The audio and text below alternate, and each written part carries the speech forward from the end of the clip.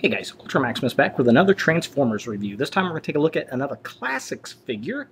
It is Grimlock. So yeah, here is Classics Grimlock. Now I'm missing a little missile that's off of his gun. I'm really bad with missiles.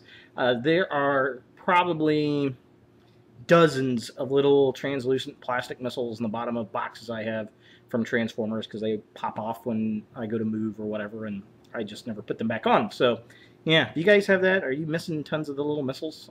Just very strange. So, yeah, here's old Grimlock. He's in his dinosaur mode here, his T-Rex mode. And you know what? This figure's kind of a hit and miss for me. The character itself is probably one of the fandom's most favorite characters. Absolutely. He's been redone several times. He's been... let's see, Fall of Cybertron is going to be the latest one that he's had. He's had a Masterpiece figure. Of course, there's the Gen 1 release. There were multiple colorations of Grimlock in Generation 1 when it went into G2. There was, I believe, a Beast Wars version of Grimlock, which was a Raptor, I want to think. I'm not sure if that's entirely accurate. You know, so he's had a few incarnations. And not only in toy figure design, but he's also had incarnations of his intelligence level. In G1, he had a very, very simple brain. He was built by Wheeljack, as were the other Dinobots, Wheeljack and Ratchet.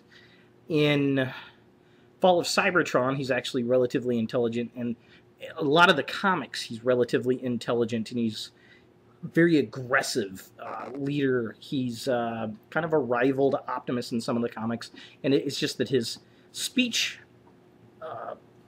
is impaired from battle damage, or in some of the comic book versions, Shockwave has done some kind of experimentation on him.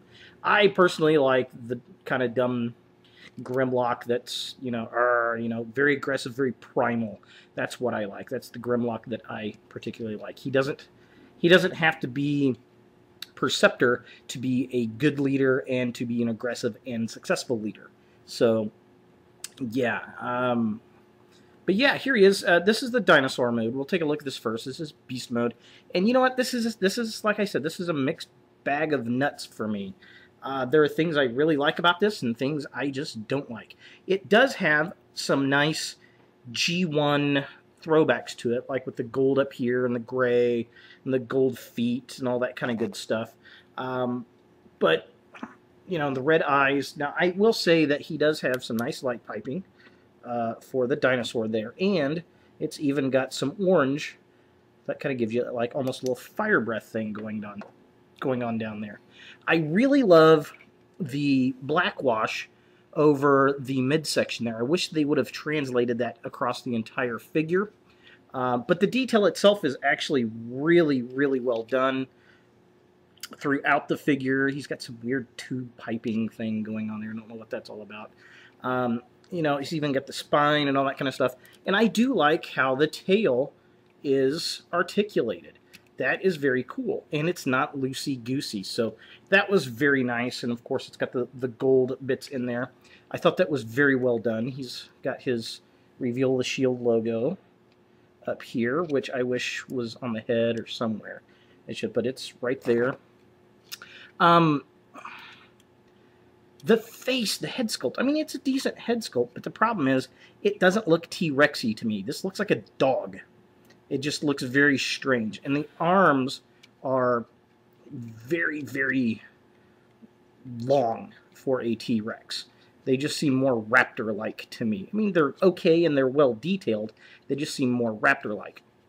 And his legs are very odd. They're very large and bulky. They don't...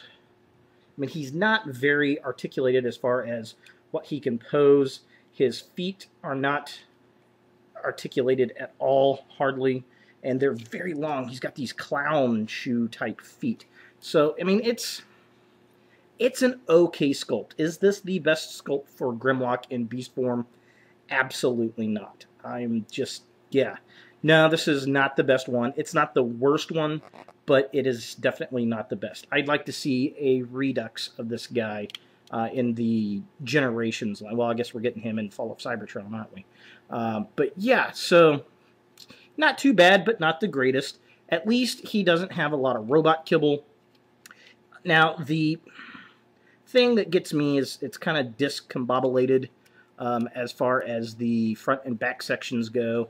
Just, I mean, it looks good when it's standing in dinosaur mode. It looks decent. But if you look at it from the bottom or the top, he looks like he's got a broken spine. Unless you bend it quite right. And it's just, yeah, just kind of strange. So let's look at this guy in his robot mode and see what we think of that. All right, so here we have Grimlock in his robot mode. And to be honest with you, it's only so-so. I do really like the fact that his head sculpt is very G1-like. Looks really nice. They did a very good job with it. And the light piping looks fantastic. I love the upper chest. I think they did a good job. In fact, the entire body piece right here looks really nice. I like the gold on the chest. I love this great big red jewel. I just wish they would have put an Autobot logo in there. I think that would have looked very nice. I mean, it looks very reminiscent of Beast Wars. Why not add that in there? I think that would have been very cool. And the lower part of the body looks really, really nice. I do like the upper part of the arms. I think they look nice and big and bulky. The issue is the lower parts of the arms just look really, really crappy. And you got this big dinosaur foot kibble hanging off of there. Just doesn't look good at all. Now, the tail becomes a weapon piece, which is cool. I do like that. That's kind of reminiscent of Beast Wars again. But where this figure truly fails is in the legs. It looks like crap. I don't know why they did that. I mean, the feet just look atrocious. I would rather them take the head, flip it around to the back. I mean, we've already got the dinosaur kibble back here. Why not flip the head around to give us actual feet? And the other thing is, if you actually look on the inside, they did put a robot leg in there. You just can't see it.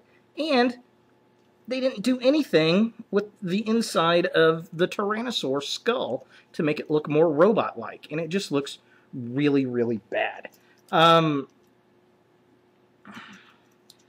kind of wish they would have made this a Voyager figure. I think it looks way too small.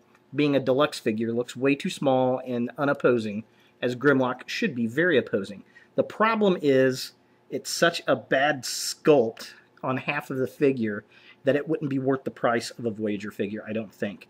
So, yeah. The only thing that would have made this figure more tolerable to me is if they made a complete set of Dinobots.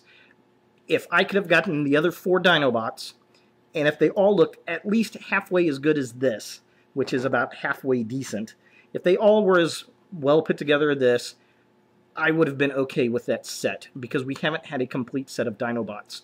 And yeah, and that's a shame. So, is this something that you want to go out and buy? Really, only if you're a Grimlock completist or Dinobot completist. If you find this thing cheap, and I mean cheap, you'd have to find this thing loose and complete for $5 to make this thing worthwhile.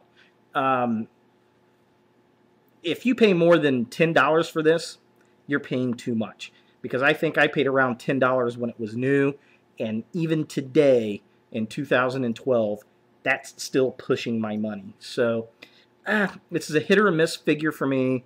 I wish it was better, but I guess it's better than nothing. I'm really looking forward to the Fall of Cybertron version, and really kind of compare this guy to that and see what we get. So, thanks for watching, guys. Look for more videos in the future, and Happy New Year.